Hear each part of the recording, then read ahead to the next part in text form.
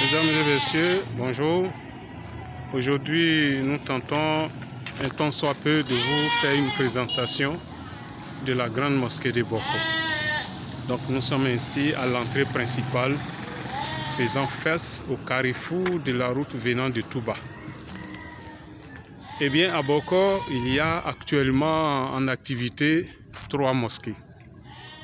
Voilà, il y a 3 mosquées en activité, mais celle que je vous présente ici est la grande mosquée de Boko, la mosquée construite par la famille Diomandé, construite au nom de la famille Diomandé par la communauté musulmane de Boko.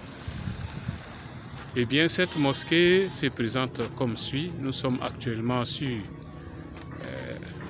le côté nord de la mosquée qui vous présente cette façade avec un minaret assez long.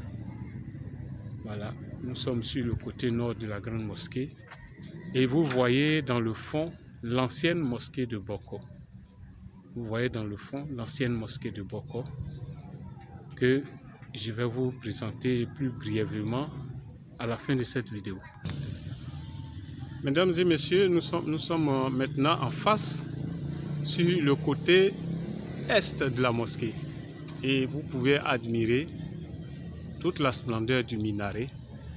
Et cette façade comporte une entrée pour l'imam qui donne directement sur l'endroit où les imams s'arrêtent pour officier les prières. Et vous pouvez voir ainsi la façade sud de la mosquée qui donne sur le marché de Boko. Voilà. Au passage, je vous parle de ce puits qui a été construit par des donateurs islamiques pour permettre un tant soit peu d'avoir de l'eau en cas de coupure de l'eau courante de la SODECI.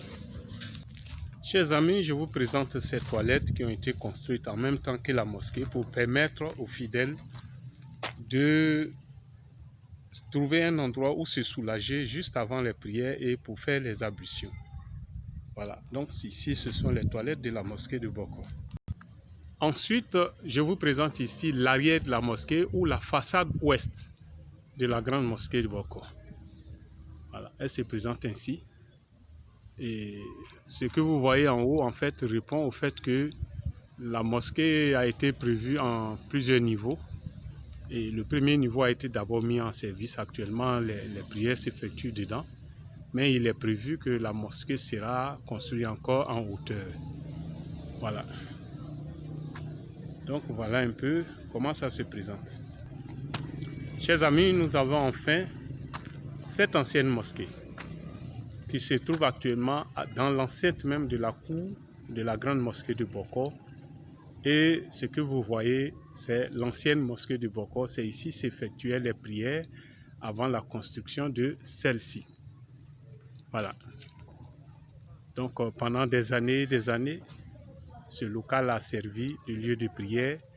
Et je puis vous dire que c'est un endroit de sainteté.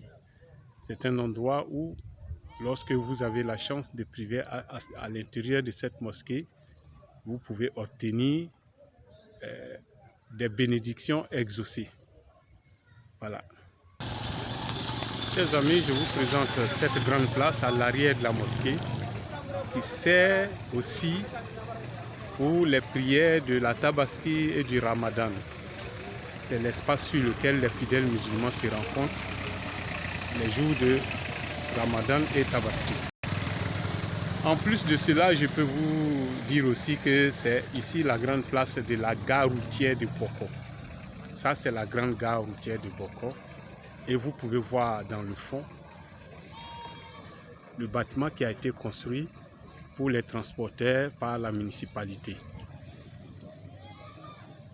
En plus de cela, ici, vous avez la boulangerie de Boko qui répond à toutes les normes industrielles de fabrication du pain. De façon terre à terre, je peux vous dire que le pain que vous trouvez ici, vous pouvez avoir les mêmes qualités que le pain que vous trouverez à Abidjan, à Bouaké et comme dans les autres grandes villes. Ici, toutes les normes industrielles sont respectées dans la fabrication du pain. Voilà. Ça, c'était une parenthèse. Mais aujourd'hui, nous sommes là dans le cadre islamique, dans la préparation de la fête de la Tabaski, et c'était pour vous présenter un peu l'endroit qui va accueillir les fidèles musulmans dès demain samedi. Merci beaucoup.